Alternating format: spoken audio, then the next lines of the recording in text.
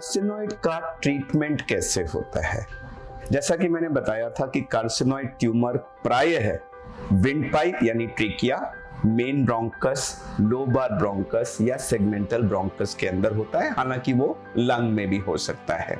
तो यह ल्यूमेन के अंदर एक मास की तरह ग्रो करता है और उसको ऑब्स्ट्रक्ट करता है, और कभी कभी अगर बहुत ज्यादा ऑब्स्ट्रक्शन हो जाए तो सांस बहुत ज्यादा रुक जाती है, और अगर लोबार ब्रोंकस या मेन ब्रोंकस में ट्यूमर हो तो उस साइड का लंग या लोब यानी लंग पूरा या उसका हिस्सा कोलैप्स हो सकता है, क्योंकि उस हिस्से में जाने वाली हवा ल्यूमेन बंद होने की वजह से रुक जाती है।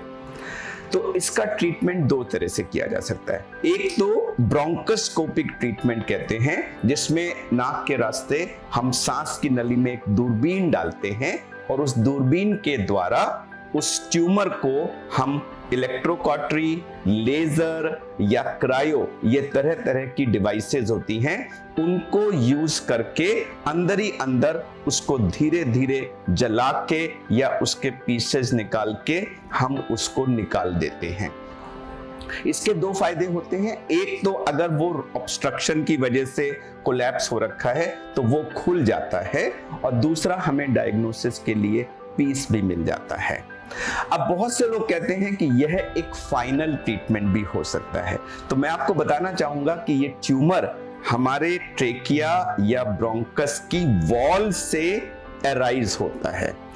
हम ब्रोंकोस्कोपिक पद्धति के द्वारा जो ल्यूमेन के अंदर ग्रो करने वाला ट्यूमर है उस तक को हम काट सकते हैं, लेकिन जो वॉल के अंदर उसकी जड़ होती है, जहां से वो शुरू हुआ है, अगर हम उस वॉल को पूरा का पूरा फुल थिकनेस जला देंगे तो वो ब्रोंकस या ट्रेकिया खुल जाएगा, फट जाएगा। हम ऐसा नहीं कर सकते, और अगर हम ऐसा ना करें तो उसकी जड़ में थोड़ा सा ट्यूमर जरूर रह जाएगा, जो बाद में आने वाले समय में दोबारा ग्रो कर सकता है।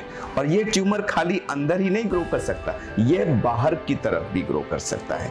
तो मैं कंक्लूड करना चाहूंगा कि ब्रोंकोस्कोपिक रिमूवल, चाहे इलेक्ट्रोकॉटरी द्वारा, लेजर द्वारा, क्रायो के द्वारा, बहुत अच्छी पद्धति है टेम्परेरी रास्ता खोलने के लिए और उस ट्यूमर को निकाल करके आगे का लंग ओपन करने के लिए।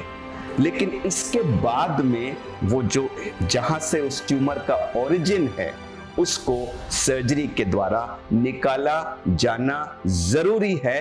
अगर आप सिर्फ ब्रोंकोस्कोपिक ट्रीटमेंट करके छोड़ देंगे तो 100% वो ट्यूमर अंदर और बाहर दोनों तरफ दोबारा ग्रो करेगा।